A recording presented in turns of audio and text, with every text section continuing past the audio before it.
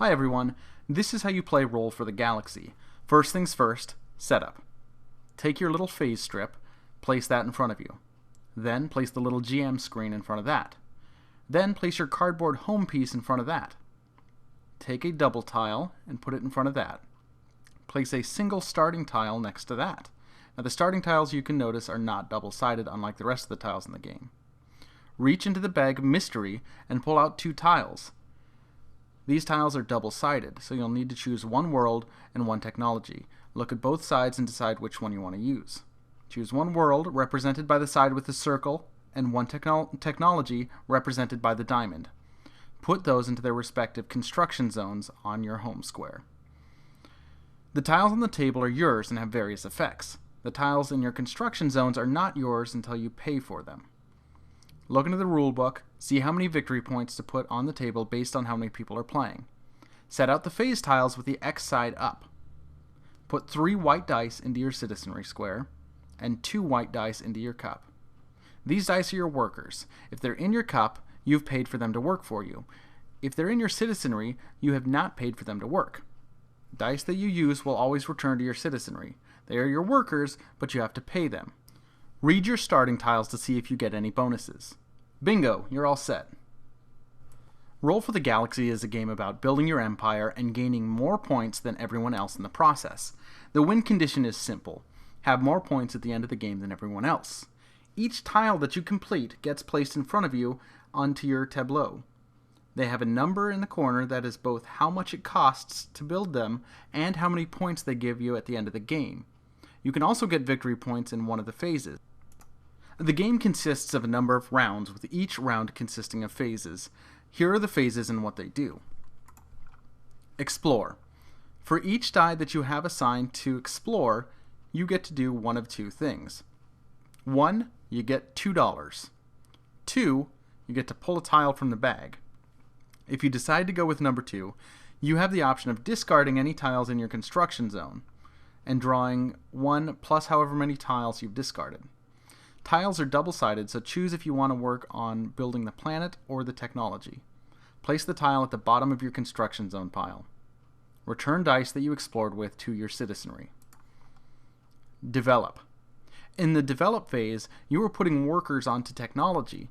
That little number we talked about earlier, that's the point value and construction value. So if you have a 3 on top of your tech pile, you have to have 3 workers on that tile for it to finish being constructed. Once the tile is constructed, return the used dice to your citizenry. Developing technologies will give you bonuses and unique ways to use the dice you have. Settle. Settling planets is pretty much the exact same thing as developing. The difference is that with planets, you can produce goods on them, and they generally will give you dice to put in your citizenry so you can hire more people to work for you. Produce. Those planets you settled, you can invest in them by producing their natural resources. With the exception of gray planets, which are desolate wastelands unable to produce anything, you can have workers placed onto planets as goods waiting to be shipped off. You can only have 1 good on each planet, no doubling up. Ship. Cash in on those goods you just produced. For each ship you have in the round, you can place it and a good from one of your planets into your citizenry and claim your reward. What is that reward? It depends. If you're after cash, just look at the color of the planet and match it to the matrix on your little GM screen. If you want victory points that are on the table, you can get 1 to 3 per good consumed. 1 point if the ship, planet, and goods die are all different colors. 2 points if 2 of those match, and 3 if the ship, planet, and goods die are all the same color. Here's the kicker though. Not all of those phases are going to happen every turn. You've got your dice, you roll them, and the first thing you want to do is line up the dice under their matching symbols on the phase strip. Those are workers that specialize in one of the 5 phases and really want to do them. However, you can only pick one of the 5 phases to actually happen. You get to take any one die and place it on the little indicator showing which phase you're going to make happen this round. This can be any of your workers, even ones without the matching symbol. They become an additional worker for that phase, despite what you rolled. All the other ones stay where they're at. If you're really desperate, you can take one of your workers, put him to the side, now he's a dictator, and can force any of your remaining workers to be a wild and do something he wasn't designed to. Once everyone's chosen, lift that screen.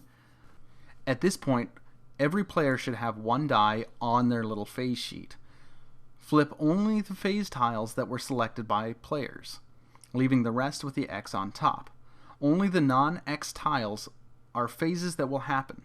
Everyone gets to participate in these phases at the same time, starting with the lowest number phase and moving up. Do each phase once for each die that you have assigned to that phase. At the end of the round, take all die that could not be used, as well as the dictator if you used him, and put them back into the cup. Flip the phase tiles to the X again, and you're ready to start a new round. If you made money in the previous round, great. If not and your money is at 0, go ahead and give yourself a buck. You can add dice to your cup from your citizenry by spending $1 for each. Repeat until someone either has 12 tiles in their tableau, or all the victory points have been taken. Finish the last round, then count victory points as well as points from planets and technologies. Here's some tidbits to remember. You can never have $0 at the start of your round. You'll always get $1.